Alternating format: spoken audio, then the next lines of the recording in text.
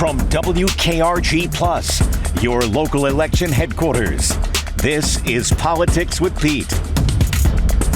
Welcome in, everyone, as we talk about the upcoming municipal election in Mobile on August 26th. Specifically, right now, we're talking about City Council District 6, and we're joined by the incumbent in that district, Josh Woods. Josh, thank you for coming in today and talking about what's going on in the city. You've been a city council member for about 3 years or so. Tell me about the experience so far. So I have. So I'm the most junior city council member. Obviously, I won a special election 2 years ago. So it's been an interesting 2 years, but really enjoyed it. Really enjoyed representing the citizens of District 6, being their voice on the city council and in their city council chair. And it's just it's been interesting, been fun to participate, but I've also really enjoyed, again, carrying that voice and dealing with the issues that District 6 faces. What's been maybe the biggest surprise to you coming into the city council? Not going to lie to you, obviously, kind of looking at city council, and you think a lot of times that, well, they're just arguing amongst each other, or there's this person, but I've found that not true. We have a wonderful city council. We have wonderful colleagues that I've been able to work with, and again, we're all pulling in the same direction, so that makes a lot of difference. What have you found as you're talking to people preparing for this election that are the big issues for people in District 6? So District 6, again, coming in 2 years ago, really running on the platform or running on some issues, fixing traffic in District 6, pouring back into the neighborhoods, neighborhood street repaving, focusing on sidewalks and aspects in the neighborhoods like that. And really, when it comes to District 6, safety, public safety is a big issue, but more importantly, like I said, that infrastructure dealing with traffic, also repaving and the sidewalks. You know, we've got a new map this year for the city council districts. How has District 6 changed for this upcoming election? So I make a joke. I say that District 6 used to be tall and skinny, but now it's short and fat like me. So it's more concise, more fatter. It basically goes from Lloyd's Lane all the way to Jeff Hamilton Extension, 3-notch corner all the way pretty much up to Airport with some cuts in between it. But for the most part, District 6 is really, other council districts have industries per se. The industry in District 6 is neighborhoods and Wawas. So I represent a lot of neighborhoods. Okay. Talking about that western section of Mobile, some of the issues that come up. First of all, let's say annexation. If the city's going to grow, that's where it's going to be, off of District 6 and District 7. Do you favor allowing neighborhoods out in those areas who want to come in to vote to try to come into the city?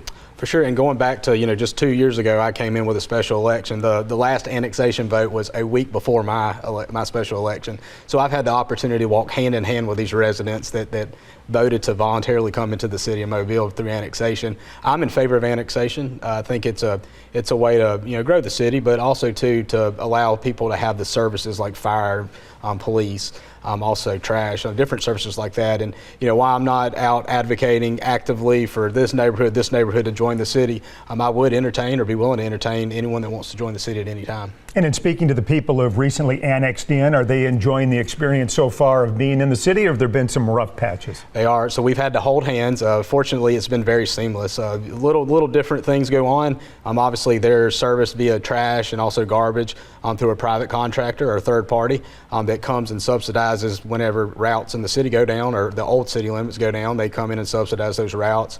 Fire and police protection have just continued on without a hitch, if not expanded more. So the experience, from what I hear from annex residents, it's been perfectly fine-tuned and went off without a hitch. Let's talk about Big Creek Lake. That's not necessarily a District 6 issue or even a city issue, but you're close to it out there and things going on. What are your thoughts about Moz shutting that down to most recreation? And do you think there's a way to work something out where people can still have their fishing and boating privileges out there? Right. So it has become an issue, I guess, or it's been raised as an issue. But Peter, from day one, I represent the citizens and the residents of District 6. That lake is not in District 6. I represent the people of Mobile, wholeheartedly as a city of Mobile, as a city council. We represent the people. So my priority is to make sure that every night when me and my family and my residents go home and they turn their tap on to either get a glass of water or to take a shower, that it's clean water. So that's what I'm more determined on ensuring that the water, safety of the water. But with that being said, obviously I think there could be a way, or there might be a way. I think that we need to explore all possibilities of possibly opening that back up. But in the meantime, if Moz is telling me that our water is in danger, then I'm going to side with the protection and the safety and security of the water.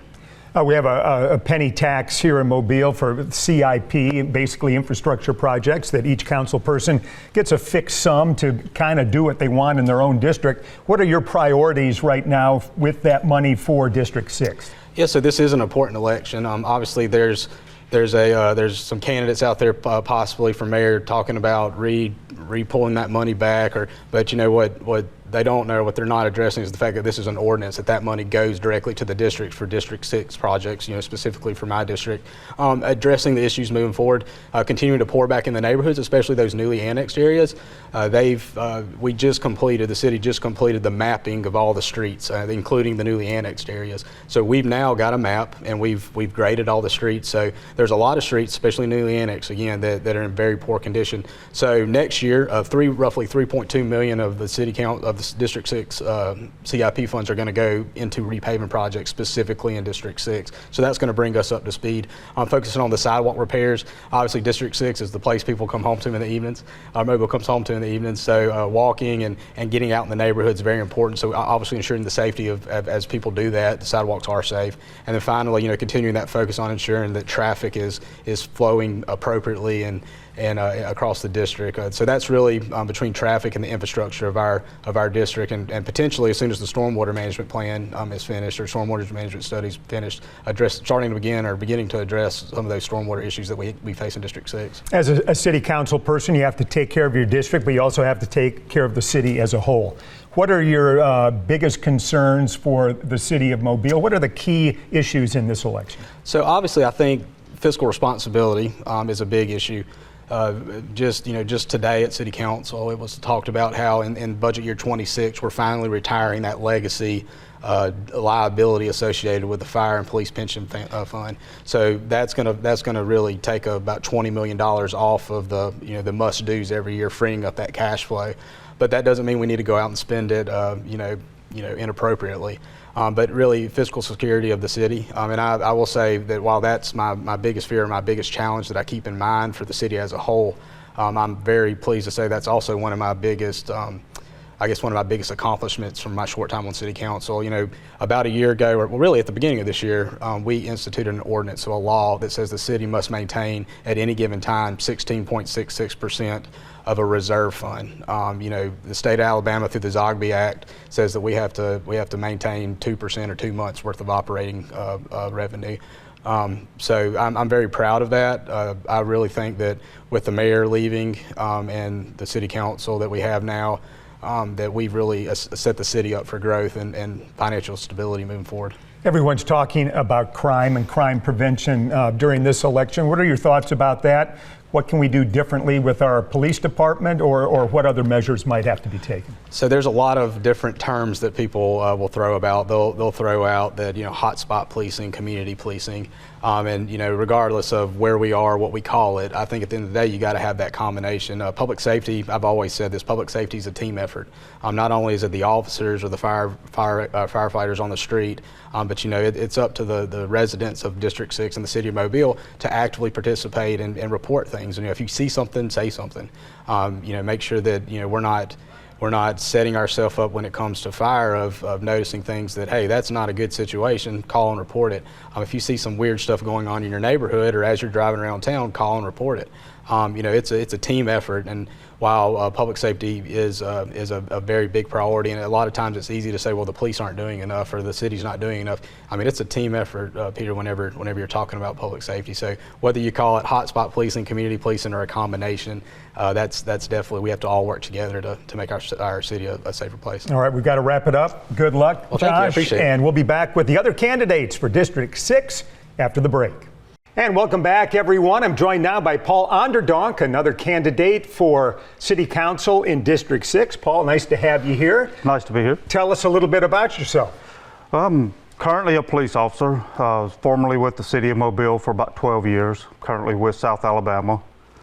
Did 12 years in the military. Got a medical discharge back in 2010. Okay, and being a police officer, I would assume that you really get to see the city in its entirety. You get to meet a lot of different people. Tell me about that experience and how you think that might help you be a good city councilman. Well, I've worked several cases. I've been in investigations for about just under 10 years when I was with the city of Mobile. Got to meet a lot of different people, work a lot of different areas. You get to see things from a whole different perspective than a lot of normal citizens would see. The stuff that most people try to avoid seeing, we get forced to see it and have to deal with it. So I think it'll be beneficial for me due to the fact that I've got the experience dealing with different people within the city and trying to help them come to resolutions on stuff. Okay, so you've been a member of the military and also law enforcement. Now you're looking to get into the city council. Tell me how you made that step, that was something that you decided that you needed to do. The city needed change, in my opinion. Nothing's going to change if everything stays the same. And I figured I was about the most different from anything that this city has normally ever seen. So I figured why not actually step in the role and try to help create change from within. And what kind of reaction are you getting so far when you go out and campaign and present yourself? You know, I'm a police officer and I'm running for city council. A lot of people seem to be receptive to it at first. I don't have my name out there quite as much as some other people, so they mainly just want to find out who I am. And then I'll start trying to find out more about them and what they see is wrong with the city or their community. Right. Let's talk about District 6 specifically. First of all, what makes that a special part of town to you? And people, if you're not familiar, that's kind of the western corridor of Mobile. What makes that a special area to live in for you? For me, it's, well, a lot of District 6 is the recently annexed portion. So a lot of us are new to actually being within the city limits. That took some getting used to with the way different things work, and that's where most of the community lives. We don't have a whole lot of big businesses out that way. It's mostly residential, small businesses. And to me, that's what I enjoy. I like the small town feel. Gotcha. And you talk about the annexed areas in West Mobile that came in a couple of years ago. And were you in favor of that when it happened? And what do you think about the possibility of growing the city further if other neighborhoods want to come in the city? At first, no, I was opposed to the annexation. My theory or my train of thought is that we should build on our foundation of a city before we start trying to expand to more areas. We need to fix what's broke within before we start trying to get bigger and expand to more areas. And what do you think some of the major things are that need fixing when you talk about the city being broken? Wasteful spending, that's one of my big things. Not properly looking over contracts before they sign agreements with companies and then have to rebid and get more money. Having a big issue with infrastructure, decaying buildings, roadways, drainage ditches, stuff of that nature. Yeah, and when you were on the police force, did you see that? I mean, if you're in kind of a bigger bureaucracy, do you see some of the wastefulness and that kind of thing? Yes. People just, I guess, spend money to need to spend money without looking into alternate ways to maybe save a few dollars on certain things. They just stick with the status quo, and this is the way we've always done it, so this is the way we're going to keep doing it. You know, one of the ways we spend our money in the city of Mobile, we have the penny sales tax, and that's used for capital improvement projects throughout the city. It's kind of divided up different ways, but each city council person gets a fixed amount of money that's the same as the others. Do you like that system? Do you think we need to, if we have a bigger interest in one part of town, we need to attack that first and go after the others, or do you like the flexibility that this current system gives to the city council members? I like the current system. I like the flexibility. Yes, each member represents their own district, but as a whole, all 7 city council members need to work together for the betterment of the city and their districts. So being able to help out around is have different, things for where the money goes is beneficial. Let's talk a little bit about Big Creek Lake, which your district kind of extends toward at this point, as well as District 7. Moz wants to limit the amount of recreational uses there. It's the source of our drinking water here in Mobile. What are your thoughts about that, and what kind of feedback are you hearing from people as you go out and campaign? Well, I think one of the main issues with it right now is there's not a whole lot of transparency on why they shut it down. There's the talking points of why. I know a lot of citizens are concerned. There's traditions of generations of families using that lake for enjoyment. And I feel it should still be opened to the general public for use. But if there is concerns with the habitat and with stuff of that nature, then it should be better addressed. But I think the citizens would be more open to it if they would come out and be more transparent with the process of why they're doing it. You know, we hear crime and public safety over and over again as the big issue for voters in this election cycle. You have a unique perspective on that, having been in law enforcement. What would you do to change the way we police and the way we might improve public safety? I think it goes back to more of a community outreach type situation. For one, we need to get good quality officers in the department and keep the good quality officers instead of having them ship out to other agencies.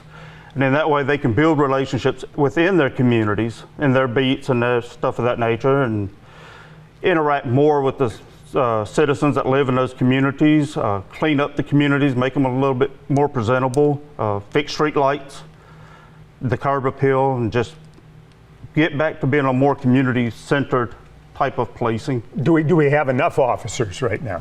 No. And can we get them? Is it can we make this attractive enough to get good candidates to come in to be officers in Mobile? I would think so, yes.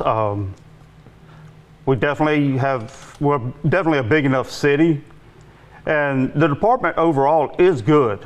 The city of Mobile is good. We just got to fine tune a couple leadership issues and stuff of that nature, and I think this will be a great place for people to come to and want to work. One of the reasons that annexation was important was that we're losing population, a lot of it to Baldwin County.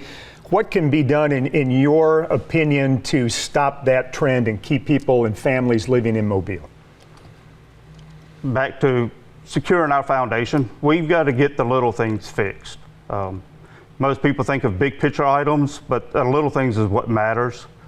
We need to get the community safer. We need to make it more enjoyable for people to live here, get the crime rates down, clean up the area, strengthen roadways, strengthen our lakes and the ponds and everything, and just get back to basics. All right, and one of the things that often's talked about is improving our schools. What's the relationship you think the city should have with the school system in working together? I feel the school system should just rely on the city if needed. I think they have a good board of directors. They seem to have, their stuff in place. We shouldn't, in a lot of aspects, I don't feel the government, whether it's city or federal, should overstep too much into private sector or stuff like that. All right. Paul Anderdonk running for District 6. We're out of time. Thanks for being with us. Good luck to you. Thank you, sir. All right, and we'll be back with more after this. Welcome back, everyone, as we talk about the upcoming District 6 City Council race in the city of Mobile. Matt Frazier joins me now. Matt, tell us a little bit about yourself. Just a regular guy. Been an electrician for 26 years. Newly annexed into the city. And I went to talk to City Council, and they denied me to speak. So if I'm going to be part of the city, I need to have a voice. Tell me a little bit about that situation. What happened there? Well, when I signed up to qualify, they told me that the public is not allowed to speak unless the City Council approves us to speak, and they can disapprove for any reason. And kind of struck me as not right. Yeah.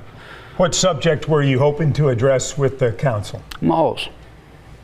And Big Creek Lake situation, or what about malls? Just the board members of malls and how malls is being ran. Okay, so that's kind of what got you interested in getting into the political situation, huh? It got me interested in why nobody is doing anything about anything, and being able to deny people to come speak at city council when I thought that's what city council was supposed to be about. Okay, so you're one of the newly annexed people into the city of Mobile. What's your experience been being in one of those new annexed areas, and how being part of the city is going? Well, it's we've got free trash pickup, so, but that's all I've noticed so far. They told us there wouldn't be any new taxes until 2028, and sure enough, my car tag went up $150, so they kind of hid that. And that's what I'm about, truth and transparency. I think that they hid a few things, and when you even go to talk about stuff, that they can deny you to speak if they don't want to talk about it. Yeah. What's been the reaction of some of your neighbors to being in the city? Are they generally pleased with it at this point, you think, or not? I don't think so. We have, my HOA has a few 311 requests in that hasn't been addressed. We had a sinkhole in our neighborhood that the city never even responded to. We had to fix that. We also tried to ask about the city street lights. That we're part of the city now. We have city streets, and we still pay for our street lights. So it's been a battle. What do you think about annexation in general? There's none on the horizon right now, but that doesn't mean it could happen here over the next couple of years. Do you think that neighborhoods should be able to come to the city, and if they want to come in, the city should accept them? If the people come to the city, yes, I believe they should be heard. A couple of months ago, I think 3 months ago, the city tried to annex Big Creek Lake, the 9,000 acres, and they were denied by the people. Now, I don't believe a city should try to annex places without the people wanting to be annexed. That's what I believe. I believe in taking care of what we have before trying to make it bigger.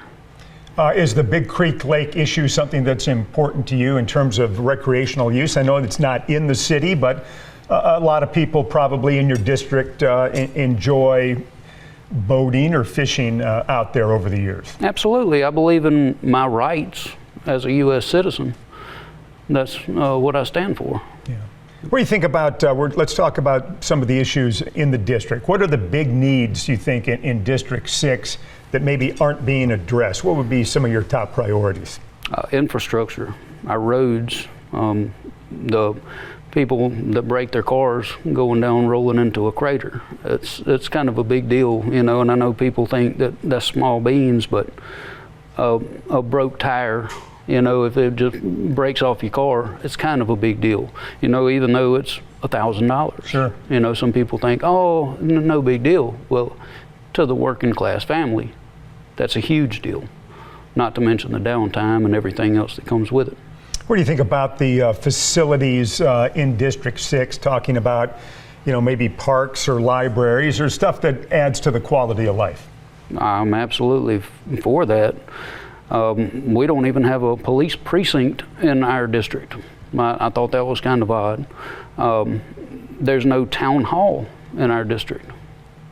I thought that was kind of odd.